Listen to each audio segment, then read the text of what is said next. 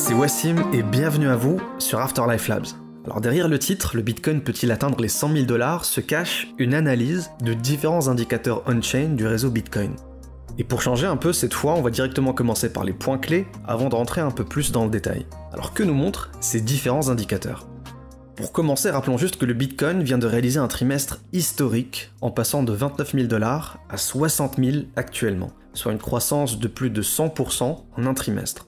Et il y a de plus en plus de liquidités qui affluent vers le réseau Bitcoin, comme en témoigne par exemple la raréfaction de l'offre sur les échanges. À chaque fois que le Bitcoin connaît une correction, des achats agressifs se mettent en place, ce qu'on appelle le deep buying. Deuxièmement, les mineurs commencent à accumuler de plus en plus de Bitcoin, au lieu de les vendre sur le marché. Troisièmement, les Bitcoins retirés des échanges rejoignent des portefeuilles dont l'historique montre qu'ils ne sont pas prêts à les revendre tout de suite. Et enfin, l'open interest des futurs Bitcoin continue d'augmenter, et a même atteint un record historique à 23 milliards de dollars ce 6 avril. Alors tous ces signaux appuient la thèse d'Afterlife Labs sur le Bitcoin. Nous sommes au milieu d'un cycle haussier pour l'actif, et rien n'indique pour le moment que la tendance est sur le point de se renverser.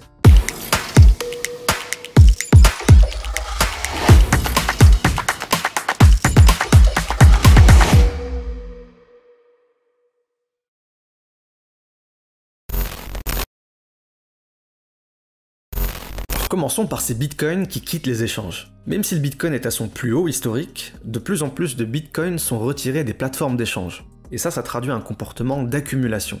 Rien que le 6 avril, il a été retiré près de 80 000 bitcoins des échanges comme Coinbase ou Binance. Malheureusement, on manque un peu de données pour tracer le mouvement complet de ces bitcoins, notamment sur les échanges d'Asie du Sud-Est. Par exemple, le bitcoin s'échange en Corée du Sud, en ce moment avec un premium de 13%. Alors on pourrait se demander si ces bitcoins retirés des échanges servent à jouer à trader cet arbitrage-là. Toutefois, ces possibilités d'arbitrage sont extrêmement fastidieuses et compliquées du fait des restrictions locales. Et depuis le début de l'année 2021, 150 000 bitcoins ont quitté les fonds gardés par les échanges. Et ça, c'est une tendance de fond qui dure depuis plusieurs mois.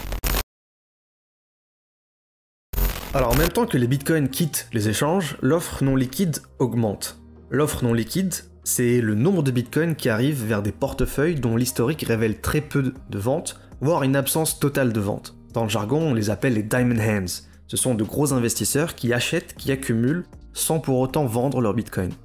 Et quand on met ça dans le contexte du graphique précédent, on peut supposer que les plus gros investisseurs souhaitent encore accumuler du bitcoin et n'ont pas encore rassasié leur appétit pour l'actif. Dans ce cadre, MicroStrategy a publié son blueprint pour guider les entreprises qu'ils souhaitent à intégrer le Bitcoin dans leur stratégie de trésorerie. D'ailleurs, Tesla a investi 1,5 milliard de dollars l'an dernier dans le Bitcoin, comme le montre son dernier bilan.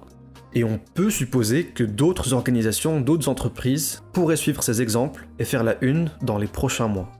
Et plus cette offre non liquide augmente, plus grande est la probabilité que le prix du Bitcoin continue d'augmenter aussi. Et enfin, le troisième gros point que je voulais aborder, c'est l'accumulation des mineurs. Depuis le 29 mars, les mineurs sont entrés en mode accumulation, et ce alors même que le Bitcoin a touché la barre des 60 000 à de multiples reprises. La barre de 60 000, c'est une grosse résistance, elle a été testée plusieurs fois, et la première intuition aurait été que les mineurs en profitent pour vendre. S'ils ne l'ont pas fait, c'est un signal extrêmement positif pour le Bitcoin, puisqu'il traduit la confiance des mineurs que l'actif continuera de s'apprécier. Mais il faut toutefois nuancer ce point par deux facteurs. Il y a en ce moment une pénurie de machines de minage, et les mineurs ne sont peut-être pas dans l'urgence d'en acheter de nouvelles pour leur expansion. Et deuxièmement, le prix actuel du Bitcoin est au-delà du seuil de rentabilité des mineurs, ce qui pourrait expliquer leur plus grand appétit pour le risque dans les conditions actuelles du marché. Alors en conclusion, le Bitcoin a connu une belle croissance sur le premier trimestre de l'année 2021 et les données on-chain présentées dans cette vidéo suggèrent que cette tendance pourrait se poursuivre au deuxième trimestre et même au-delà. La thèse d'Afterlife Labs, c'est qu'on est en plein milieu d'un cycle haussier pour l'actif et que rien n'indique pour le moment que la tendance est sur le point de se renverser. Ceci dit, il ne faut pas oublier que le Bitcoin est également très dépendant de facteurs off-chain et du contexte macroéconomique global. Je vous renvoie à titre d'exemple à ma vidéo réalisée en mars lors du crack boursier de la crise du coronavirus. En plus de cela, les intérêts ouverts des futurs BTC continuent de monter de plus en plus haut, et donc le marché est de plus en plus endetté. Il faut donc garder un œil là-dessus, et c'est une période où trader avec des gros effets de levier peut s'avérer très dangereux.